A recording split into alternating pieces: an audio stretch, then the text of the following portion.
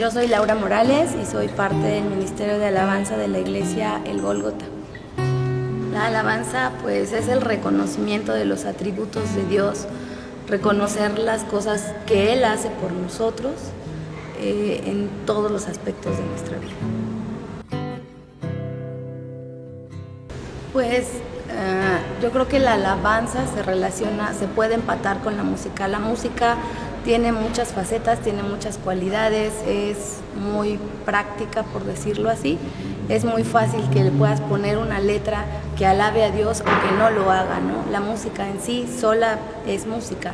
Cuando le ponemos una letra que exalta a Dios, que reconoce las bondades de Dios, que reconoce lo que Él hace por nosotros, lo que nosotros podemos expresarle al Señor, ya cuando le ponemos una letra, entonces ahí ya tienen una relación, la alabanza con la música. La música ya tiene un sentido diferente porque ya está dirigida, ya tiene una dirección, es dirigida para alabar a Dios, para reconocerlo a Él, para exaltarlo a Él. Tú puedes alabar al Señor en cualquier momento, ¿no? Por ejemplo, yo ayer venía en el camión y recordaba una canción de Marcos Vidal y empecé a tararearla, ¿no? No tenía en ese momento música, no tenía ni siquiera los audífonos, ¿no? Entonces es en ese momento en el que tú puedes hacerlo. Muchas veces estando en casa es como en esos momentos en los que tú puedes tener esa intimidad con el Señor y empezar a alabar. A lo mejor no tienes música y sencillamente empiezas a cantar y el Señor se mueve, el Señor te habla, puedes sentir su presencia en ese momento. Pues la alabanza y la adoración creo que de alguna manera van de la mano. Reconocemos a Dios a través de la alabanza, pero a través de la adoración también nos rendimos completamente a Él. Rendimos toda nuestra vida, rendimos todo nuestro ser, rendimos todo lo que somos, le permitimos a Dios tomar su lugar en cada área de nuestra vida en la adoración y de esa manera lo adoramos, ¿no? Haciendo lo que tenemos que hacer en nuestra vida cotidiana, también alabamos y adoramos al Señor, ¿no? La Biblia dice que todo lo que respira, alabe al Señor. Entonces nosotros respiramos, por lo tanto, solamente hasta por ese hecho, alabamos al Señor. Recuerdo una vez estábamos en un ensayo antes del servicio y estábamos ensayando el canto de Océanos y hubo un momento en el que sentí así muy claro cómo el Señor me hacía sentir que nos tenía en el hueco de su mano, pero en ese momento sentí así como la mano y que estábamos como dentro de ese hueco y que Él tenía cuidado de nosotros y fue una experiencia padrísima porque ni siquiera fue así como de en el momento, sino fue un tiempo de ensayo y el Señor se movió muy padre en ese momento también en la alabanza. Fue como si llegara a mí un pensamiento que me hiciera sentir que la iglesia, nosotros estábamos en el hueco de la mano del Señor, pero podía sentir así como en ese momento, como esa mano así y que nosotros estábamos dentro de ese hueco, ¿no? O sea, que el Señor tenía cuidado de nosotros. Yo lo tomé en ese momento para mí, pero también me hacía sentir que era para la iglesia, que el Señor tenía cuidado de la iglesia, que estábamos en el hueco de su mano. Yo creo que a veces es complicado. De repente tiene mucho que ver, considero yo, con los ensayos, cuando no empatamos, cuando no ensayamos, cuando no nos organizamos para los ensayos. Creo que ahí de repente hay una situación, no porque no fluya la presencia del Señor, sino porque nosotros como grupo de repente pues nos estamos como adivinando las cosas, ¿no? Va a entrar, no va a entrar, es aquí, no es aquí, porque justamente no tuvimos ese tiempo para complementarnos, ¿no? Creo que a veces esa es una de las más grandes dificultades, no porque el Señor no fluya, porque la Biblia dice que donde Él está su presencia, entonces que Él está en medio de la alabanza de su pueblo. Entonces Dios es bueno y a veces, a pesar de nuestras fallas, nosotros podemos sentir cómo la presencia del Señor se manifiesta por amor a su iglesia, por amor a los hermanos que le buscan. y pues a lo mejor a veces bajamos y dicen, es que estuvo bien padre, pero en realidad nosotros por acá de repente decimos, no entré, me falló esto, me falló aquello, pero sin embargo la fidelidad de Dios se sigue mostrando aún, a veces a pesar de nosotros. A veces también hay oposición espiritual, esa es otra situación, ¿no? O sea que a veces también va relacionada con que no ensayamos y hay mucha oposición, y a veces hemos sentido que hay oposición y pareciera que no se puede, como que no fluimos, como que no hay, como, ay, no sé, como que no se rompe el asunto y no, por decirlo así, no bajar a la presencia de Dios, pero sin embargo la presencia del Señor está ahí, Él se mueve a pesar de todo. Es difícil, a veces podemos sentir la oposición en muchos aspectos, ¿no? Ahora sí ensayamos, ya estábamos bien, todo está súper bien, hasta ecualizamos bien padre y de repente a la mera hora el sonido se nos movió, se le rompió la cuerda al de la guitarra, algo pasó, ¿no? Y podemos ver como esa parte de oposición. Debe haber momentos, a mí no me han tocado, pero yo creo que cuando la iglesia también tiene muchas situaciones de pecado, la presencia de Dios tal vez no se manifiesta como en todo su esplendor, por decirlo de esa manera, ¿no? Lo podemos ver ahí en el libro de Éxodo, cuando el pueblo pecaba, que decía que la presencia se quedaba, que no se movían, ¿no? Se quedaban ahí por mucho tiempo hasta que el pueblo se arrepintiera y entonces el Señor volvía a tomarlos y entonces ya avanzaban.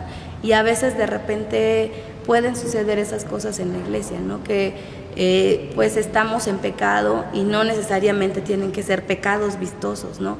Podemos tener pecados internos como el orgullo, como el enojo, como muchas cosas a las que nos estamos aferrando, como no estarle dando a Dios el primer lugar, y eso también muchas veces hace que a lo mejor no se sienta, por decirlo así, la presencia del Señor. A lo mejor yo pues sí, híjole, como que no se siente, pero sin embargo, a pesar de todo, Dios es fiel y después podemos decirlo así, se vuelve a sentir la presencia si nosotros nos arrepentimos. Estábamos en la alabanza.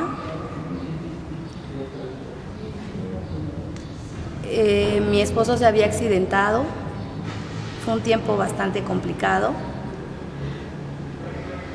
y estábamos un tiempo en la alabanza, no recuerdo si había venido alguien, si fue un domingo o fue un sábado, creo que fue un sábado, una reunión de oración, ya me acuerdo.